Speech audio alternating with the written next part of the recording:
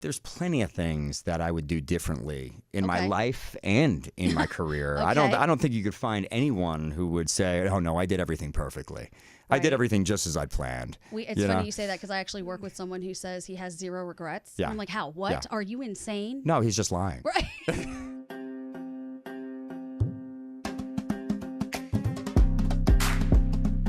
Let's talk about your skincare line. Please. Where did this originate and how long ago? Well, I've been asked my entire career about my skincare routine on the red carpet. That's nice.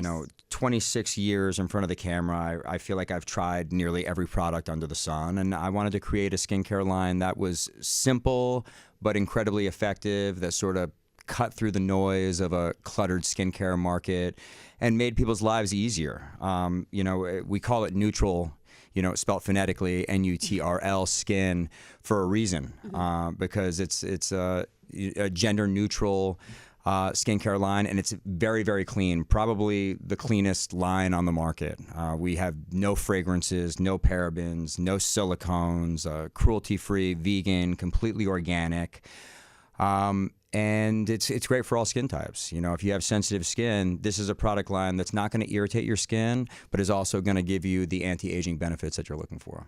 You do look like you have not aged at all. Benjamin Button over there. Not bad. So when you started, how long ago did you start this project? I started formulating these products 2 years ago. And when you say you started formulating, you said, I am going to go into the lab. I said I was gonna take some industry standards, like glycolic acid, hyaluronic acid, L-ascorbic acid, do a product line around these acids, and also add some top-of-the-line peptide complexes, and that's what I've done. I also wanted to make sure that the product was uber clean. So when you talk about uber clean and vegan friendly is what you would call it? It's vegan. It's vegan and cruelty-free. Yeah. So where do you guys test? How does this happen? I mean, it's a pretty arduous process, I mean, you gotta go through quite a rigorous testing process in a lab, and you need to get scientists to basically formulate your product for you. Okay. Yeah. And how did you find your scientists? I found them through, I have a silent business partner who's a absolutely great guy, really, really supports me. I mean, I'm more forward-facing with the brand, but he had some really great relationships, and he introduced me to some people out of Las Vegas who have a great track record and do a lot of other really incredible products, and it was a perfect fit. Where can people find it? On the website, neutralskin.com. That's NUTRL skin.com. Yes, or you can tune into Deals and Steals tomorrow morning on Good Morning America and get the product for 50% off. Oh, wow. One day only? One day only. Okay, this is going to be a big deal. Yeah. I bet you'll move Oh, along. actually, I think the product's available for the week on the website, on the Deals and Steals website, even after my appearance tomorrow morning. Okay. Yeah. Good to know. So go check that out. Yeah. Andrew over here has been stalking it, and he wants to try it. So we will make sure that he does that. We will make sure to get Andrew some product ASAP. Yay, Andrew! So his goal in life, he wants to be an influencer in some capacity, but not very seriously. Okay. He has one product at the moment, electrolytes. Okay, great. Yeah, he's moving them really well. Pushing the electrolytes. I got it. Well, hopefully you can push neutral once we get you some product. You know what? He would love to, and he has great skin too. Okay, to begin with, he does. I'm sure it'll be better. So you've got this going, but you also have so much other stuff happening right now. I creeped your Instagram. Mm-hmm.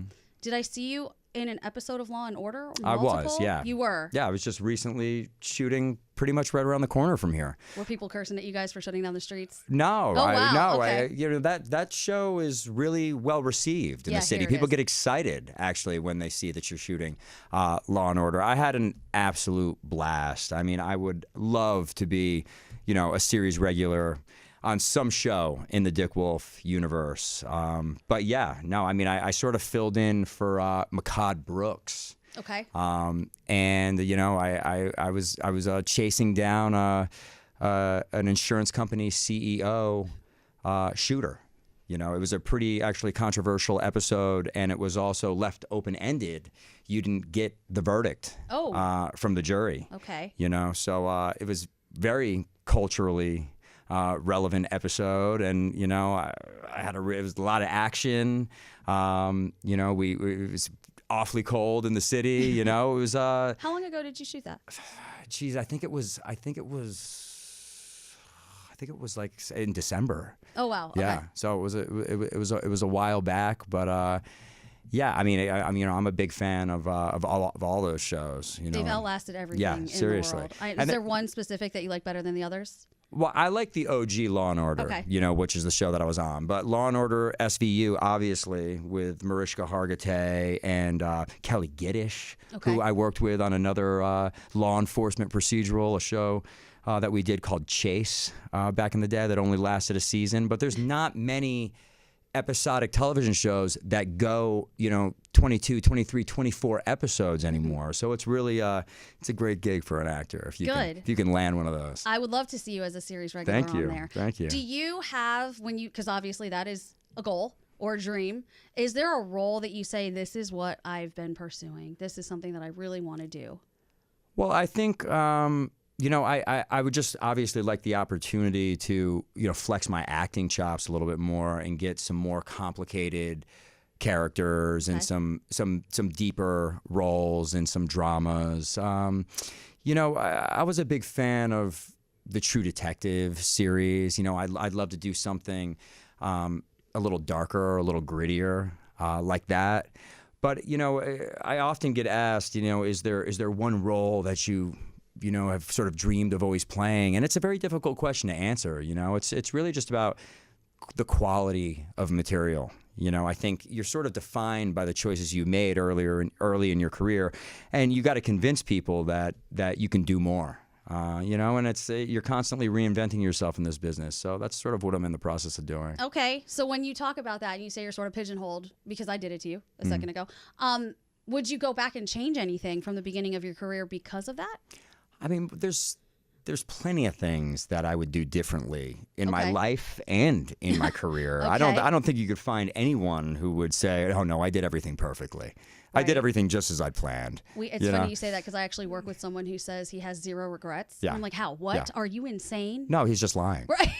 So I can understand you saying I've learned from everything and it brought me to the place where I am right now. Yeah. But no regrets? Yeah. How? Yeah. Continue. Sorry. I think, I agree with you. I think that you can respect your journey, and acknowledge that maybe certain missteps that you might have made helped, create you and helped you grow.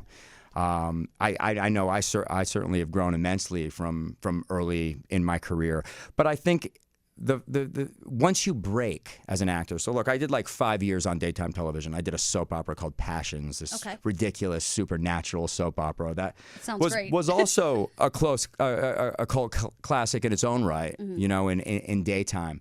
But after that, I sort of took the leap to prime time, and I made it. I broke with Desperate Housewives, which is an iconic show. But after, sort of breaking, as it were, you need to make very strategic choices. And it may take 1 year, 2 years, 3 years to get that next role or that next opportunity that's going to take you to the next level. And you have to be very strategic. You can't just jump at the first thing that's presented to you. And I'm a small town Connecticut boy. I came from pretty humble beginnings, very lower middle class, and then we worked our way into the middle class, sort of blue collar family. So, when someone told me I was going to make, X if I did this or did that, I mean, I jumped at these opportunities, but I think you have to, it's just as powerful, to say no as it is to say yes, so you have to be strategic, and then, based on the choices that you make, people form an opinion about you, about what you're capable of, and I didn't come on your show to, tell you my sob story, I would love it's to like, hear it. Go it's for like, it. it's like I've had a very successful career and I've lived a very great life, in Hollywood. But I mean, there's always things that in retrospect you might have done a little bit differently. For sure. I mean, I think that would, like you said, be the case with anybody. I love my job now. I'm so lucky to be where I am at the moment. I made so many missteps on my way getting here that if I could go back and change it, yeah, I totally would. Mm-hmm. Specifically, like I wouldn't have let certain people treat me a certain way because I, to your point, have realized the power of no is so much more. It's a lot stronger than always saying yes and trying to please people, because as soon as you stop, all of a sudden, oh my God, now somebody gives a shit and they respect you a little bit more. Yeah. So that's kind of I think, a universal thing that people would hopefully learn from their past. Definitely. Yeah. So you don't want to name specifically like what you would or wouldn't have done differently.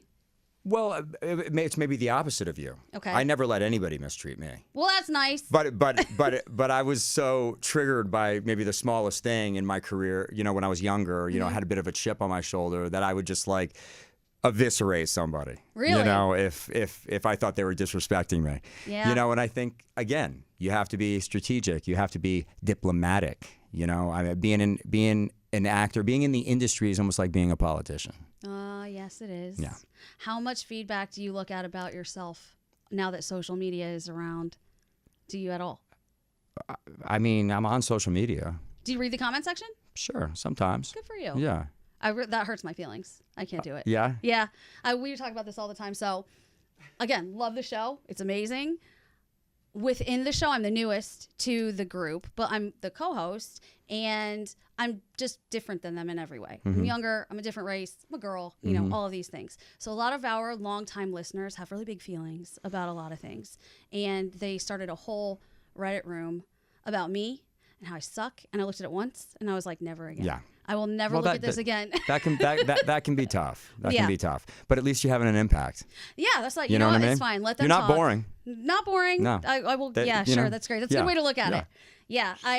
Do you have somebody who manages your social media, or do it yourself? No, I do it myself. Wow. Yeah. Okay. Yeah. How has social media impacted the way that you move now? Because tremendously. Has it? Tremendously. How so? Well, I mean, when these platforms came about, most actors during the period I came up in the industry resisted being on them. It seemed kind of hokey, right? Well, we were told that we had to maintain our mystique. That you couldn't share too much about your personal life, and I still believe that to a certain extent. I mean, there are a lot of huge actors who very little about their personal lives, and I'm sure they're happy to keep it that way. Right. But I felt like I needed to embrace it because, I mean, one, there's a lot of money to be made on social media, but two, it's a way to kind of take control of your own narrative, and take control of your own image and sort of curate, what you want to put out there about yourself. It is kind of nice. Yeah. That's good. Okay. And you can also respond to things on social media, and many people do. I mean, I don't tend to add fuel to a fire, if someone has, come out in the press or something and says something negative about me. I mean, I don't generally like hop on my social media and like refute it or comment, but you have the opportunity to do that.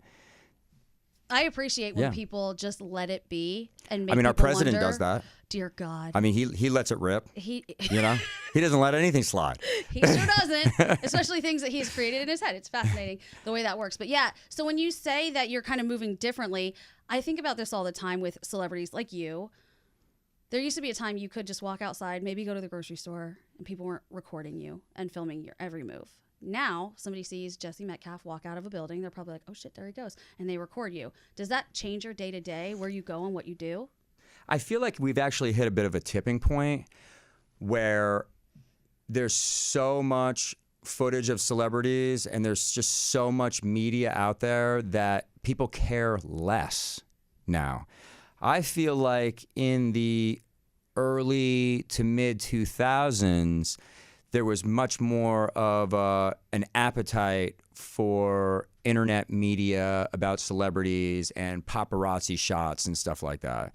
I mean, there's still an appetite, clearly, but I don't feel like it's at such a fever pitch as it once was. I don't even think about it.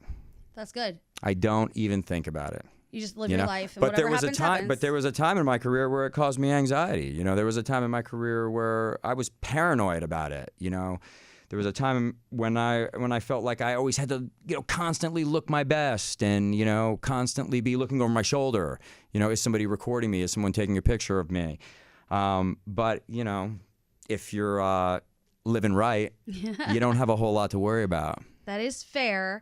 I think that, to your point, unless maybe you're picking your nose. Oh, that happened to me once. Yeah. I wasn't even picking my nose, but it looks like it. We were at a Mets game, and we got very lucky. We got to sit in the very front row right behind the catcher, and they zoom in on us, and I was sitting like this with my finger under my nose, but the angle looks like it's in my nose. Oh, wow. Of course. Yeah, wow. great. They got you. Got me. Clearly not the end of the world. Nobody cared. But I think that the fever pitch is a gift and a curse, because there is that potential for something to blow up immediately, and all of a sudden you have all this attention from something very tiny.